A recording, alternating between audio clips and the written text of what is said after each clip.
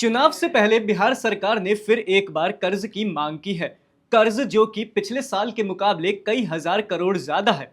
बता दें कि चुनाव से पहले बिहार की सरकार ने लोक लुभावन योजनाओं में कई वादे किए और योजनाओं का ऐलान किया है। इन योजनाओं के ऐलान में अब सरकार ने रिजर्व बैंक ऑफ इंडिया से कर्ज की मांग की है और ये मांग छोटी मोटी नहीं बल्कि 16,000 करोड़ रुपए की है।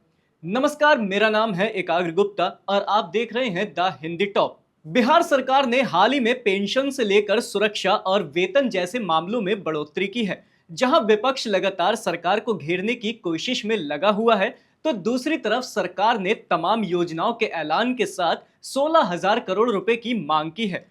देखा जाए तो पिछले साल 2024 में बिहार सरकार ने जुलाई से सितंबर तक के लिए 12,000 करोड़ रुपए का कर्ज लिया था। अब सवाल उठता है कि जहां एक तरफ जनता के लिए बिहार की सरकार खजाना खोल रही है, तो दूसरी तरफ 16,000 करोड़ का कर्ज अपने आप में कई सवाल भी खड़े करता है। बिहार सरकार का इस मामले में कहना है कि यह बिहार के भविष्य के लिए निवेश है, तो विपक्ष ने इसे कर्ज लेकर घी पीने जैसी बातें बोलते हुए तुलना की है। अब आइए समझते हैं कि इस कर्ज के खजाने से क्या मिलने वाला है। तो देखिए, सामाजिक सुरक्षा पेंशन 400 से सीधे 1100 रुपए तक पहुंचा दी गई। पंचायत प्रतिनिधियों और जीविका कर्मियों की जेबें भी भर दी गई हैं। किसी का वेतन 1.5 गुना तो किसी का 2 गुना। और तो और 94 लाख गरीब परिवारों को 2-2 लाख रुपए मिलेंगे। साथ ही सरकारी नौकरियों का पिटारा भी खुल गया है।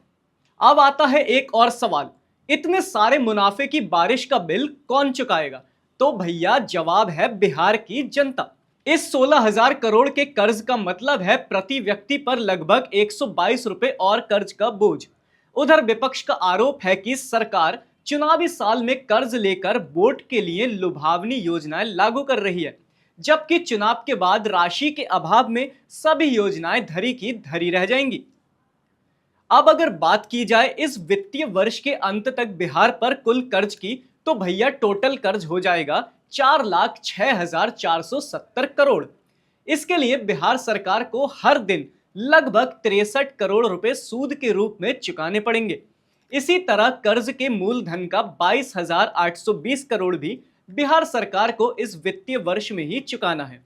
इसका मतलब है कि लगभग 45,813 करोड़ रुपए साल भर में केवल कर्ज और सूद में ही चले जाएंगे। अब देखने वाली बात यह होगी कि क्या बिहार सरकार को कर्ज मिलता है या नहीं। आपकी इस खबर पर क्या राय है, हमें कमेंट सेक्शन में जरूर बताएं।